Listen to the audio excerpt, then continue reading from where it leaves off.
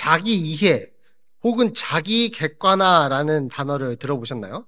요즘 많이 쓰이고 있는데요. 이게 학술적인 용어로는 자기 이해가 더 많이 쓰이는데요. 근데 우리 실생활에서 이제 요즘 많이 쓰는 것은 자기 객관화입니다. 그래서 오늘은 저는 이 자기 이해보다 자기 객관화라는 표현으로 쓰겠습니다.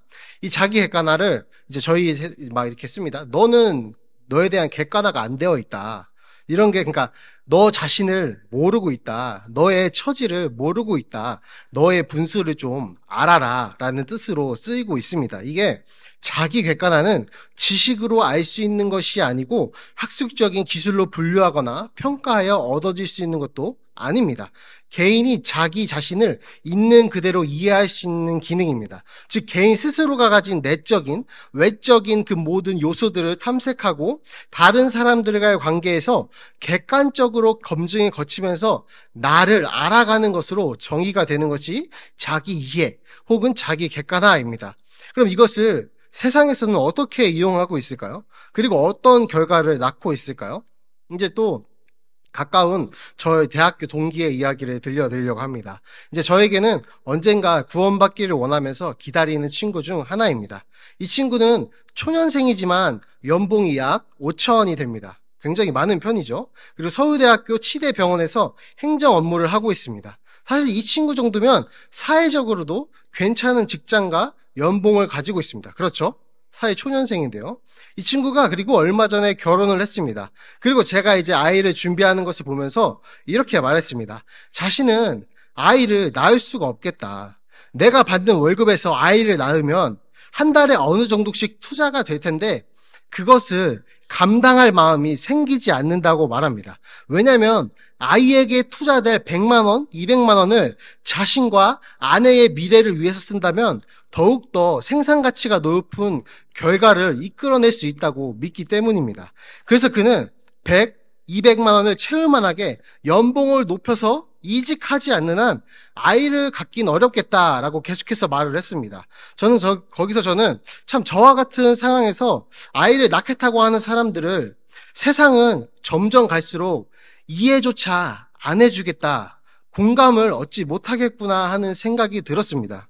실제로 이렇게 자신의 경제 상황을 생각하지 않고 아이를 낳는 것을 아이에 대한 학대로 생각하는 젊은 세대도 있습니다. 그들은 심하게는 이러한 사람들을 복지 예산, 세금을 축내는 사람으로 인식하고 비하하기도 합니다. 아무튼 친구의 행동과 생각은 철저한 자기 객관화입니다. 이 친구는 자신이 사회적으로, 경제적으로 어느 정도 위치인지 정확하게 알고 있습니다. 그리고 이 세상에서 아이를 낳고 살려면 자신이 얼마를 벌어야 하고 어느 정도 안정된 직장을 가져야 하는지 자신이 가진 자원들과 세상이 요구하는 그 기준을 수치를 객관적으로 비교하면서 결정을 내려가고 있는 모습입니다. 세상에서는 자기 객관화가 이 친구처럼 아주 잘 된다고 가정해도 문제가 생기게 됩니다. 아이를 갖는 것이 가족이라는 우리의 개념이 되는 것이 아니라 내가 가진 것을 빼앗아 투자해야 하는 남으로 분류하는 것입니다. 가장 가까운 가족 간에서 이러한 인식을 가지고 있다면 사회적으로 이 친구들이 하는 객관화가 만연해지고 있는데 그렇다면 우리 사회는 어떻게 가고 있나요? 절대로 희망적이지가 않습니다.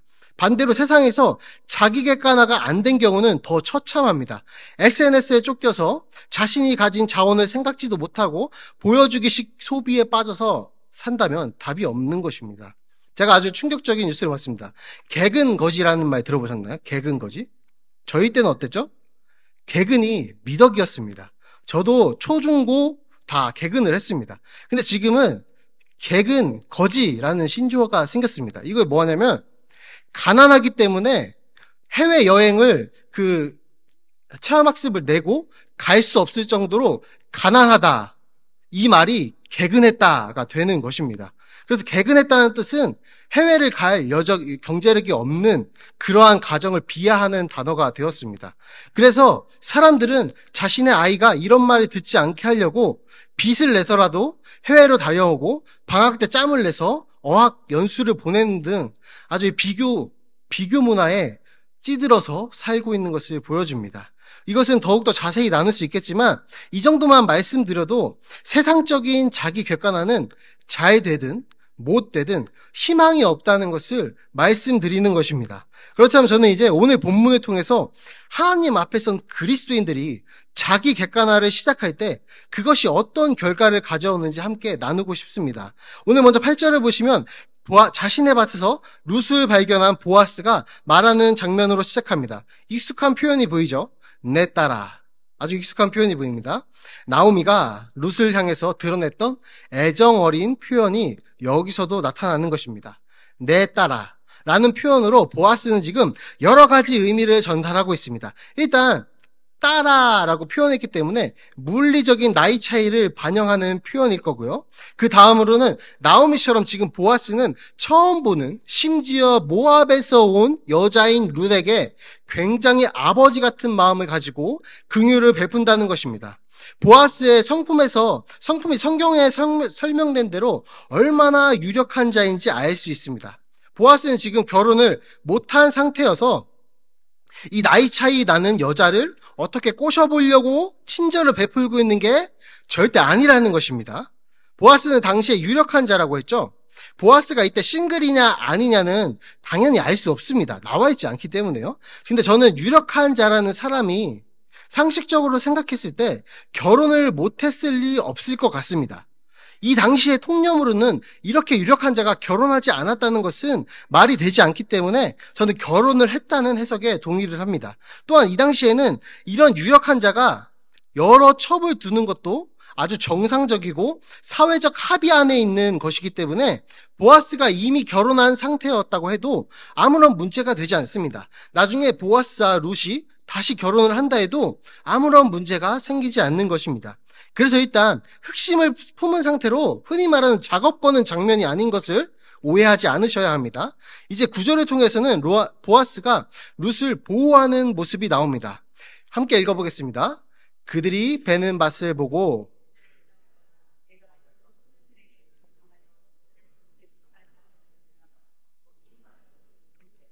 소년들이 길어올 것을 마실지니라 하는지라. 건드리지 말라. 이 단어의 어원은요, 만지다라는 기본적인 뜻이 있습니다. 그리고 이 본문에서 쓰이는 용례는 공격하다, 괴롭히다, 이용하다, 학대하다 등의 의미로 쓰였습니다. 다니엘 블록 교수는 그의 주석에서 이 부분을 가지고 이렇게 적용합니다. 현대 독자들은 이 말이 얼마나 현대적으로 들리는지 놀랄 것입니다. 이로써 보아스는 성경에 기록된 최초의 직장 내 성희롱 방지 정책을 수립한 셈입니다. 아주 정말 보아스가 유력한 자로 불릴 만큼 얼마나 탁월했는지, 얼마나 배려심이 깊었는지, 얼마나 긍휼의 마음을 베푸는지 알 수 있는 부분입니다. 지금 보아스는 룻에게 다른 밭에 가지 말라고 자신의 밭에서만 자신의 여종들과 함께 지내라고 하고 덧붙여서 모든 종류의 괴롭힘까지 방지해주고 마지막으로 물도 자유롭게 마실 수 있게 도와줬습니다. 이 물을 마시게 한다는 것, 이것도 얼핏 보면 그냥 목마르니까 마시게 하는 배려처럼 보이지만 창세기에서 보면 이 당시의 일반적인 관행은 이스라엘을 위해서 다른 민족이 물을 가져왔습니다. 또한 여자가 남자를 위해서 물을 기르는 것이 일반적인 관행이었습니다. 근데 보아스가 지금 룻에게 부하들이 가져온 물을 마시게 한다는 것은 정말 특별한 의미를 가지고 있는 것입니다. 이 모든 보아스의 따뜻함, 배려, 긍휼을 볼 때 우리는 왜 이 성경 기자가 보아스를 등장시키자마자 유력한 자라고 표현했는지 납득이 되는 것이죠. 성경 기자가 성경을 서술하는 사람이 한 사람의 인품까지 묘사했다는 것은 그것 자체가 정말 특별한 일인데 그 특별함에 걸맞게 보아스는 아주 특별한 인품으로 타국에서 온 어린 과부를 친절하게 대하고 있는 것을 보게 되는 것입니다. 그럼 보아스를 향해 지금부터 룻의 철저한 자기 객관화의 모습들이 나타납니다. 얼굴을 땅에 대고 절하는 모습이 보입니다. 우리 한국 문화권에서 보더라도 얼굴을 땅에 대고 절한다는 의미는 어떤 이미지를 갖게 되나요? 굉장한 높임의 표현입니다. 자신의 열등함을 인정하고 권위 있는 자의 위치를 인식하는 행동입니다. 이어서 룻이 말합니다. 나는 이방 여인인데 어찌하여 나를 돌보십니까? 이 돌보십니까를 자세히 보면 룻의 아주 놀라운 자기 인식이 드러나기 시작합니다.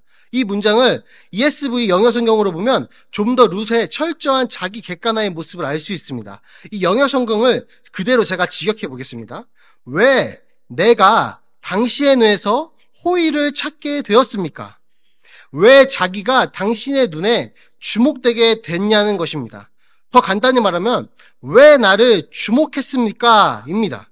자신은 이방 여인인데 아무도 주목하지 않는 사람인데 철저하게 약자이고 철저하게 기댈 것 없는 사람인데 그것이 나의 처지인데 왜 당신은 나를 주목했습니까? 라고 묻는 것입니다. 물론 룻의 평소 행실은 어땠나요? 성실했다고 설명되어 있습니다. 룻도 그녀의 인품도 텅 비어버린 시어머니를 포기하지 않고 스스로를 사지로 들어가는 선택을 할 만큼 훌륭하게 묘사됩니다. 이런 충성을 또 찾아볼 수 없을 정도로 어머니를 잘 모셨습니다. 또한 어머니와 자신을 살리기 위해서 누군가의 은혜를 기대하면서 막연하게 성실하게 이삭을 주우러 집을 나섰고 하루 종일 애쓰면서 일을 한 모습도 설명되었습니다. 근데 이 룻이 지금 왜 나를 주목했냐고 묻는 것은요, 자신의 성품이 좋고 그것으로 아무리 애쓰면서 살아도 자신의 힘으로 어쩔 수 없는 한계에 부딪히게 되었다는 것입니다. 누군가의 은혜가 아니면 살아갈 수 없는 상황을 자기 객관화를 통해서 철저하게 인식하고 있었다는 것입니다. 근데 룻은 그 속에서 철저한 자기 객관화 속에서 지금 뭘 느껴가기 시작했냐면요, 하나님의 날개 아래 보호하심을 느껴가기 시작한 것입니다. 이게 얼마나 중요하냐면요, 이방 여인에 불과했던 그녀가 자신의 힘으로 컨트롤할 수 없는 상황들을 만남으로 자신의 인품과 성실함으로 채워왔던 삶이 더 이상 그것만으로 움직일 수 없다는 것을 알았습니다. 그리고 그것을 알게 되자 그것으로는 충분하지 않고 여전히 그녀를 삼키려는 어려운 환경이 있다는 것을 알고 나자 하나님의 일하심을 깨달아가게 되었다는 것입니다. 지금 룻은 그 단계에 와 있습니다. 하나님의 일하심을 깨달아가고 있습니다. 하나님의 일하심을 삶으로 경험하고 있습니다. 그녀는 나오미와 함께 하나님께서 자기 백성을 돌보신다는 이야기를 듣고 베들레헴으로 오게 되었습니다. 그것뿐만 아니라 지금 보아스라는 사람의 밭에서 기대할 수조차 없었던 큰 호의를 받게 됩니다. 자신의 한계를 넘는 호의를 받게 되었습니다. 룻은 이제 이것이 단순히 나의 성실함과 좋은 성격에 대한 보상으로 받을 수 있는 정도의 인과응보적인 호의를 넘어선다는 것을 깨닫게 되었습니다. 이것을 넘어서는 무엇인가가 작용하고 있다는 것을 느끼게 되었습니다. 하나님의 섭리가 작용하는 방식을 삶으로 경험하기 시작한 것입니다.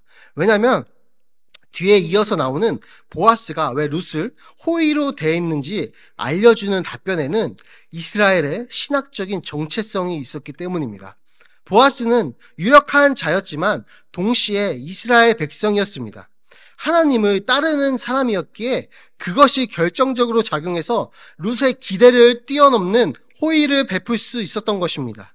이스라엘이 이방에서 나그네로 생활했음을 아브라함이 나그네로 생활했던 이야기가 그들의 기억 속에서 그들의 마음 속에서 합쳐지면서 보아스는 하나님의 백성으로서 이방에서 살았던 그 경험들이 합쳐서 이방에서 온 소녀를 모든 것을 잃고 지금 이방에서 온 소녀를 과부를 돌보게 된 것입니다.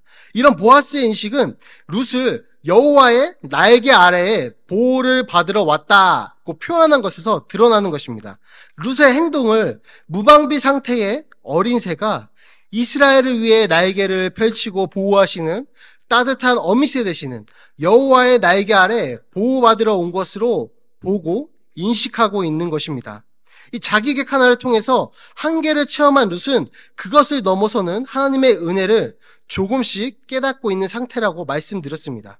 그래서 보아스가 신학적 정체성을 담아서 룻을 돌보았다는 대답에 다시금 대화를 이어나갑니다. 이 이야기는 지금 절정을 향해서 다가갑니다.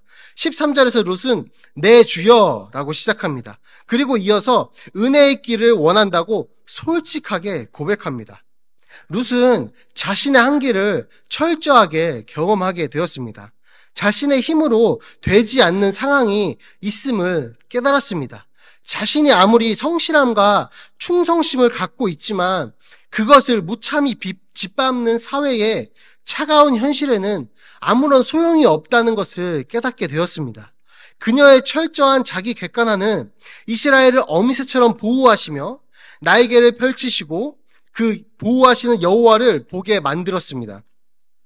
그래서 이것을 깨달아가는 룻은 그 은혜에 솔직하게 자신의 마음을 드러내고 기대고자 합니다. 자신이 그럴 만한 자격이 있진 않지만 그럼에도 불구하고 자신에게 호의를 베푼 하나님의 날개를 경험했으니 이제는 그것만이 자신이 살 수 있는 유일한 방법임을 깨달아가면서 더욱더 그것의 은혜를 입기 원하기 시작한 것입니다. 그러나 룻의 마음에는 아직까지 머뭇거림이 남아 있습니다. 왜냐하면 자신은 보아스의 하녀보다 못한 존재였기 때문입니다. 보아스가 룻의 성실함과 충성심을 좋게 봐서 자신이 기대한 것보다 엄청난 호의를 받았지만 이 삶을 지속하려면 또 은혜의 길을 구해야 하는데 자신의 처지는 하녀보다 못한 존재임을 철저하게 인식하고 있었기 때문에 머뭇거린 것입니다. 그녀는 이 계급의 위치를 이해하고 있었습니다.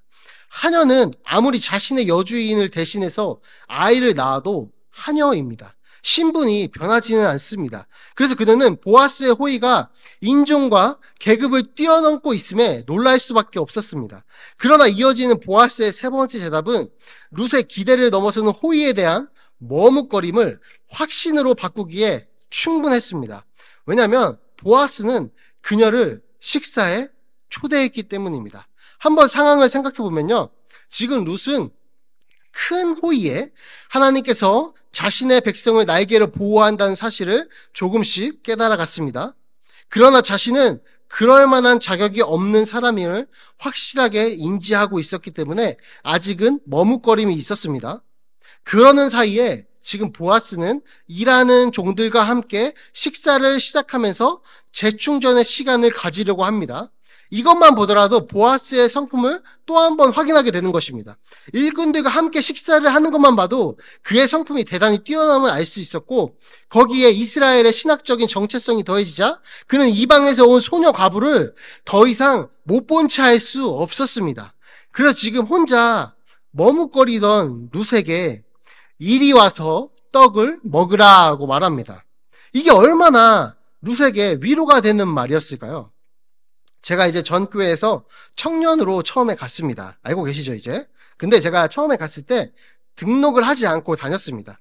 제가 이제 너무 힘든 상황이었고, 교회의 상처가 컸기 때문에 이제 교회에 등록하지 않고 아무런 인간관계도 갖지 않고 한국에서는 더 이상 소망이 없다라는 이제 그 중2병 같은 생각을 가지고 아무 등록도 하지 않고 다녔습니다.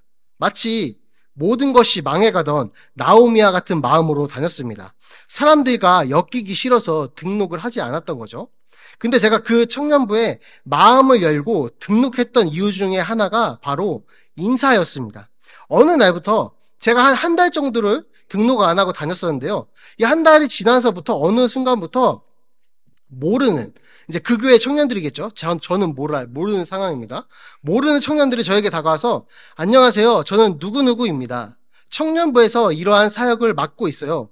라고 하고 인사를 계속 건네는 것입니다. 한두 명이 아니었어요. 거의 몇십 명이 그랬습니다. 매주. 물론 나중에 이게 청년부 양육 프로그램의 필수 숙제였다는 것을 알긴 했습니다. 이제 숙제였기 때문에 그들도 노력을 한 것이죠. 근데 이 숙제가 모르는 사람에게 매주 2명씩 인사하기였습니다. 규모가 꽤 있게 서로 모르는 경우가 많았거든요. 근데 그 숙제임을 알았지만 그 인사는 저한테 엄청난 위로가 되었습니다. 이 사실 마음은 겉으로는 더 이상 인간관계를 지속하기 싫다고 했지만 마음속으로는 그러한 다가옴을 바라고 있었던 것이죠. 이 공동체에서 나도 다시 위로를 받을 수 있지 않을까 하는 기대감으로 바뀌게 되었다는 것이죠. 그래서 오늘 룻도 이러한 마음으로 보아스의 말에 굉장히 위로를 얻고 그 식사 자리로 나아갔을 것입니다.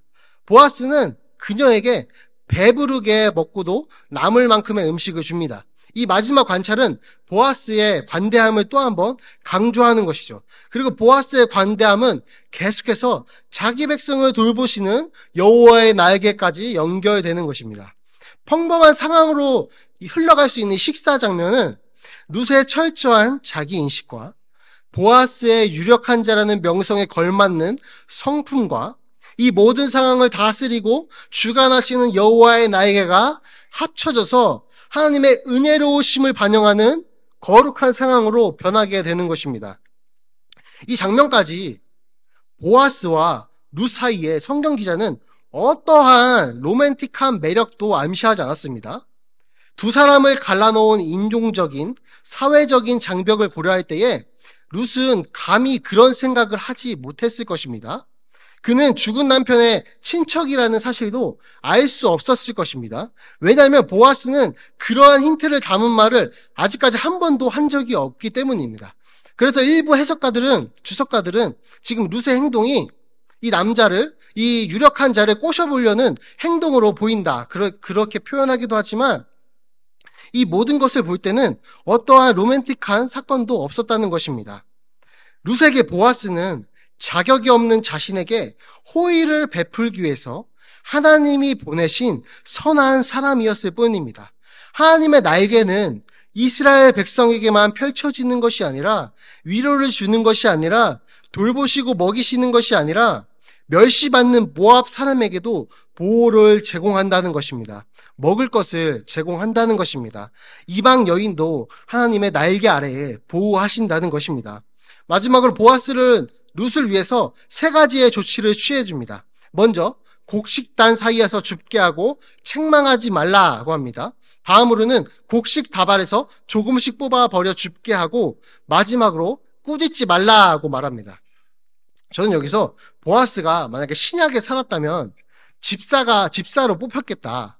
7집사 중에 하나가 되겠다라고 생각을 합니다. 왜냐하면 지금 일부러 곡식 다발에서 버려서 줍게 하고 있습니다. 그냥 줄 수 있었을 것입니다. 왜냐하면 룻은 이미 자신의 처지를 정확하게 인식했기 때문에 그렇게 그냥 줬어도 감사하게 받았을 것입니다. 근데 보아스는 지금 그렇게 행동하지 않았습니다. 보아스는 하나님께서 그 크신 날개로 이방인 또한 보호하신다는 것을 덕이 있는 모습, 덕이 되는 모습으로 표현하기 위해서 자연스럽게 룻이 떨어진 것을 많이 줍게 하는 방식으로 조치를 취한 것입니다. 구제의 방식이 아주 섬세했던 것이죠. 약자의 자존심까지 배려하는 구제에 능한 집사, 그 모습을 보여주는 것 같습니다. 거기다가 책망하지 말고 꾸짖지 말라라는 것은 당시에 이렇게 이삭을 줍는 가난한 과부들이, 여인들이 얼마나 괴롭힘을 당하고 책망을 당하고 어려움을 당했을지 암시해주는 부분입니다. 그런 것을 알고 있었기 때문에 지금 보아스는 꾸짖지도 말고 책망하지 말라고 단단히 경고하고 있는 것입니다. 배려를 하고 있는 것이죠. 이제 말씀을 정리해 보려고 하는데요. 지금 룻의 행동을 통해서 하나님 앞에서 행하는 자기 객관화가 얼마나 중요한지를 보여줍니다. 룻은 철저한 자신과 나오미의 상황을 정확하게 인식했습니다. 그래서 자신의 한계 또한 절실히 느꼈음은 틀림이 없습니다. 그래서 룻은 어딘가에서 은혜를 입게 되면 내가 이삭을 줄 수 있지 않을까요? 라고 나오미에게 말했던 것입니다.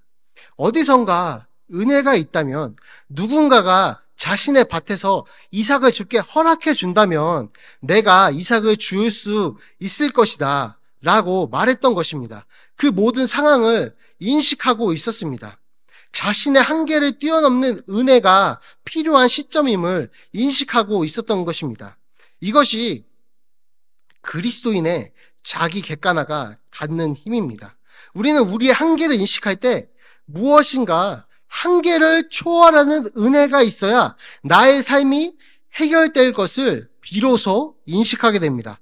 그리고 한계를 인식하고 깨지고 나자 룻은 자기가 하나님의 섭리 안에 이미 들어와 있음을 깨닫기 시작합니다. 자기 객관화의 결과로 룻은 하나님의 크신 계획을 보게 된다는 것입니다. 그리스도인의 자기 객관화는 세상의 객관화와는 결이 다릅니다. 우리가 우리를 정확하게 인식한다는 뜻은 계속해서 내가 깨지는 것을 뜻합니다. 내가 가진 능력이, 혹은 내가 가진 성품이, 혹은 내가 가진 명예가 지금까지 나를 이끌어 오다가 어느 순간 그것만으로는 안 된다는 것을 깨닫는 것입니다. 룻도 충성되고 성실한 성품으로 살아왔을 것입니다. 그러나 룻은 자신의 남편이 죽는 순간 자신이 가진 성실과 충성의 한계를 만났다는 것입니다.